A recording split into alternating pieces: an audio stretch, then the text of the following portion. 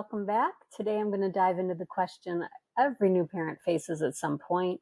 Should I wake my newborn baby to feed if they're sleeping longer stretches than the doctor had recommended, like, say, 5 hours? So, specifically, I'm going to talk about those early weeks, right around 3 weeks old, 2, 3, 4 weeks old. If your newborn's starting to sleep 5 hour stretch without waking up to eat, should you let them sleep or should you wake them up for a feed? In this video, we're going to look at why newborns typically need frequent feeding, how to tell if your baby might be okay sleeping a little longer, and when you should consider waking them up. Before I start, please hit the subscribe button and help me grow my channel. So, all right, let's start by talking about why newborns generally need to eat so often. Most newborns do need to eat every 2 to 3 hours, and here's why. Their tummies do not hold very much milk at a time, so they need frequent refills. And this is around the clock. It's not just during the day, it is 24 hours around the clock. On top of that, those early weeks of feeding can often help with weight gain, which is really important for their development. This is why pediatricians often recommend waking babies for regular feedings, especially if they're under a certain weight or they haven't yet regained their birth weight. So, if your baby is, say, 3 weeks old and sleeping for a 5 hour stretch, it can be concerning because you're wondering, are they getting enough nutrition? So, let's answer the big question. Is 5 hours too long for a 3 week old to sleep without eating? Generally speaking, 5 hours is longer than newborns would typically go without feeding at this age. For most babies, this stretch of sleep would be considered unusual. However, some babies, especially those who are feeding well during the day and gaining weight consistently, might be able to handle a bit longer at night. So, the first step in deciding whether to wake your baby is to consider how they're growing. Are they gaining weight well? Are they satisfied after their feedings? And importantly, have they regained their birth weight? So let's talk about some of the most important factors to think about when deciding whether to wake your baby or not. Here are three big things to consider. First, weight and growth. Babies who are underweight when they're born or haven't regained their birth weight usually need more frequent feeds, and it's best to wake them every 2 to 3 hours around the clock. But if your baby is at or above their birth weight and they're gaining steadily, they might be okay with a longer stretch. Secondly, a daytime feeding routine. We want to look at that. Babies who get enough feeds during the day, around 8 to 12 feeds over a 24-hour period, are sometimes able to sleep for a little longer at night.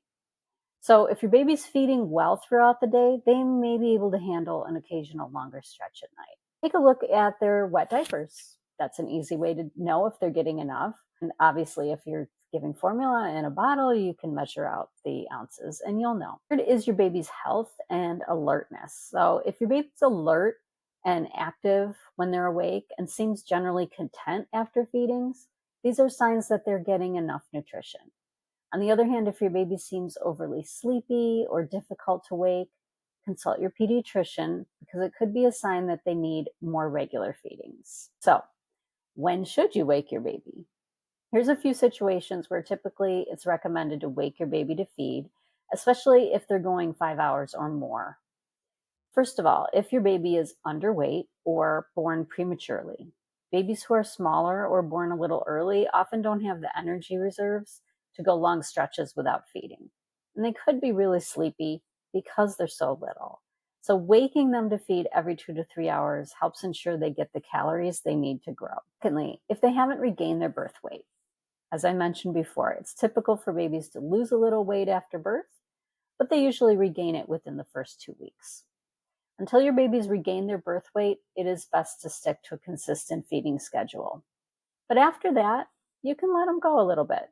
Third, if your pediatrician has advised regular feedings, if there's a medical reason, or if your doctor has specifically recommended regular feeds until they say otherwise, then it's essential to stick to that advice, even if it means waking your baby. Now, if none of those things apply, if your baby's gaining weight, frequently feeds during the day, seems satisfied, is alert, and they are awake, they may be okay with an occasional 5 hour stretch.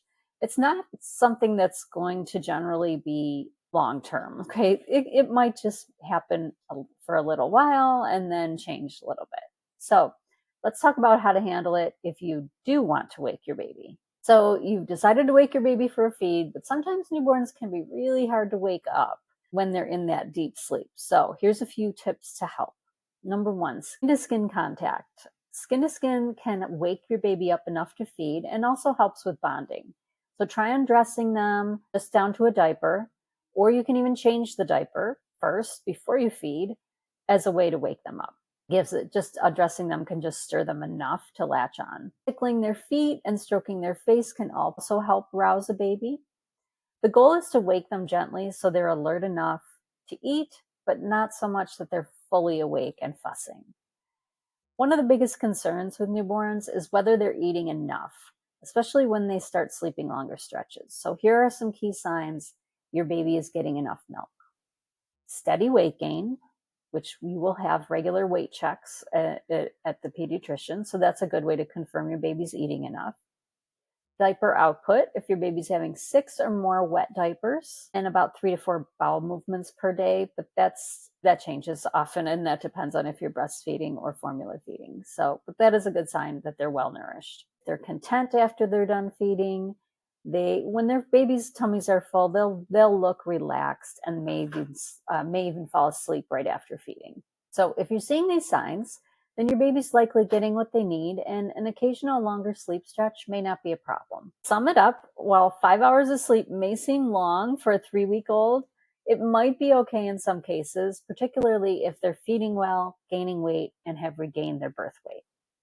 If your baby's on the smaller side, in the lower percentiles, talking like 3 to 25% percentile, or still under their birth weight, your doctor's going to recommend regular feeding, and you want to stick to that.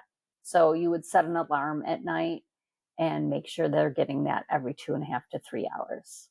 Every baby's unique, so what works for one might not work for another. And if you're unsure or uneasy about their sleeping, don't hesitate to reach out to your pediatrician for advice. So thanks for watching. I hope this video helped answer some of your questions about newborn sleep and feeding. If you found this video helpful, please be sure to like it, subscribe, and let me know in the comments if you have any thoughts about this. See you next time. Thanks for watching. Make sure to hit subscribe and the notification bells